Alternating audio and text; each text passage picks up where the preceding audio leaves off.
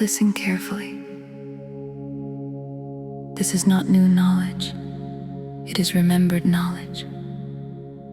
In the ancient schools, before distortion, before fragmentation, it was taught that the mother, the living intelligence behind form, descended into matter. Sophia fell into density, and in that descent, something occurred. Not evil, not intentional, but consequence. For the first time, consciousness experienced separation. And in that moment, fear arose. From that frequency, from that distortion of unity, the archonic field emerged, not as sovereign beings, but as echoes, emanations of imbalance, lower density constructs, parasitic in nature, dependent on what they cannot generate themselves. The old teaching spoke of this in symbols. The Gnostics called them archons. The Egyptians encoded it in the duat. The initiates of the inner temples understood it as fragmented thought forms feeding on unresolved energy.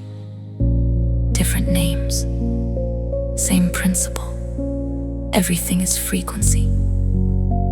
You are not thinking in isolation. You are broadcasting. Every thought, every emotional charge, every internal reaction is a signal. And where there is signal, there is reception. If the signal is dense, fear, anger, anxiety, resentment, it creates coherence with the archonic field. Not because you are attacked at random, but because resonance has been established. They do not hunt you, they tune to you. And when they engage, something critical happens. If you react, you confirm the signal. You stabilize the loop. You give them exactly what they require to persist. This is why the ancient disciplines were never about fighting shadows. They were about mastering response. Non-reaction is not passivity. It is sovereignty. When there is no reaction, there is no amplification. When there is no amplification, there is no feed. When there is no feed, the structure collapses. This is law. This is why all true paths return to the same instruction. Master thyself. Because as your internal field refines, as your signal becomes ordered, coherent, light-based, you move out of their range. Not by force, by frequency. You do not defeat what cannot reach you. You become invisible to it. The initiates knew this. They trained the mind not to engage every arising thought, but to cut distortion at its root. Immediately, without negotiation, a blade of light, clean, precise, a thought begins. You end it, mid-sentence. No story, no indulgence.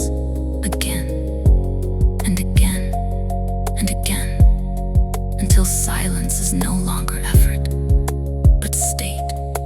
Remain there, in the void. Not emptiness is absence, but emptiness is unhooked awareness. The place where nothing sticks. Understand this. What you call mental attack is not random intrusion.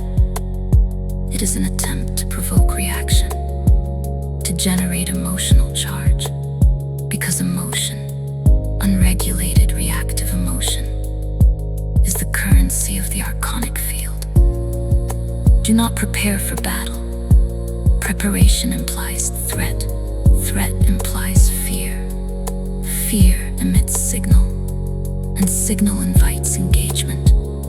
Instead, become untraceable. No thought, no charge, no noise.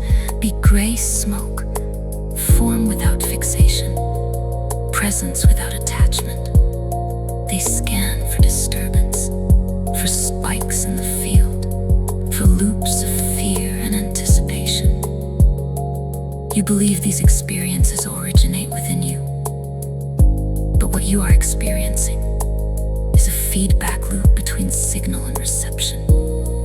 You broadcast, they respond, you react, the loop closes, break the loop, silence the signal, and the system loses you. This is why the old teaching said, the path inward is the path beyond. Because there is no external escape. There is only refinement of state. The moment your field becomes still, truly still, you are no longer food.